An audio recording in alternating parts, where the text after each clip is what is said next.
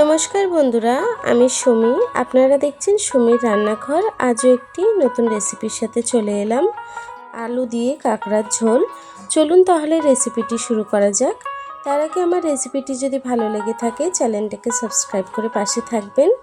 চলুন তাহলে রেসিপিটি শুরু করা যাক। কড়াইটি রান্না করার জন্য প্রথমে একটি কড়া বসিয়ে নিয়েছি। কড়াইটি গরম হয়ে গেছে, তেল দিয়ে দেব। তেলটি গরম হয়ে গেছে, আমি কাঁকড়াটাকে দিয়ে দেব। দেব একটু হলুদ গুঁড়ো, দেব অল্প করে নুন। কাঁকড়াটাকে একটু ভেজে নেব আমি কিছুক্ষণ।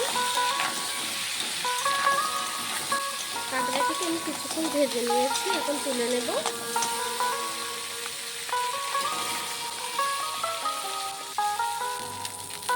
এই কড়াইতে আমি আবারও তেল দিয়ে দেব। তেলটি গরম হয়ে গেছে, দিয়ে দেবো গরম মশলা, দারচিনি, এলাচ। এখন দিয়ে দেবো পেঁয়াজ কুচি। এখন পেঁয়াজটিকে একটু ভেজে নেব। পেঁয়াজটি একটু ভাজা হয়ে এসছে, এখন রসুন বাটা দিয়ে দেব। দেব বড় চামচের 1 চামচ রসুন বাটা। রসুন বাটাটাকে দিয়ে একটু রান্না করে নেব 1-2 মিনিট। রসুনের কাঁচা গন্ধটি চলে গেছে, এখন আমি দিয়ে দেবো আদা জিরে বাটা। গুঁড়ো মশলাটাকেও এখন অ্যাড করব। দিয়ে দেবো হলুদ গুঁড়ো 2 চা চামচ। দেব স্বাদ মতো নুন। দেব কিছুটা ঝাল লঙ্কার গুঁড়ো, ঝালটা যতটা পছন্দ করেন সে অনুযায়ী দেবেন।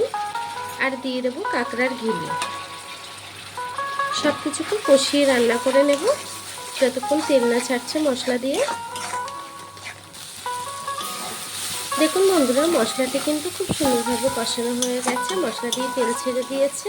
এখন আমি আলুটিকে দিয়ে দেব। আলু কিন্তু আমি ভেজে দিইনি, আপনারা চাইলে ভেজে দিতে পারেন। আলুটিকে দিয়েও কিছুক্ষণ কষিয়ে রান্না করে নেব। আলুটাকে কিছুক্ষণ কষিয়ে রান্না করে নিয়েছি, এখন আমি কাঁকড়াটা দিয়ে দেব।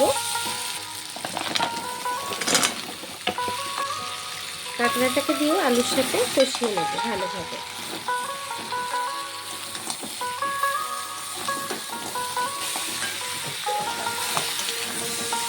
দেখুন বন্ধুরা, আমি কাঁকড়া আর আলুটাকে খুব ভালোভাবে কষিয়ে নিয়েছি, এখন আমি জল দিয়ে দেব।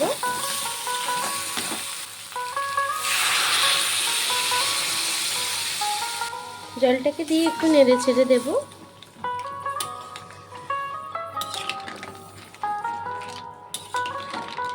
এখন আমি তরকারিটিকে রান্না করে নেব। তরকারির ঝোলটা ফুটে গেছে, আমি আবার একটু নেড়ে ছেড়ে দেব।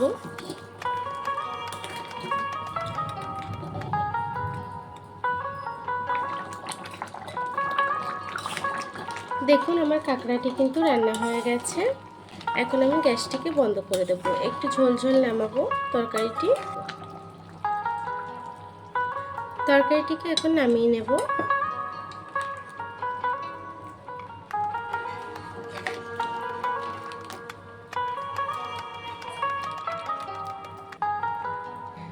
দেখুন বন্ধুরা, আমার কাঁকড়াটি কিন্তু রান্না হয়ে গেছে। কত সুন্দর কালার এসছে দেখুন।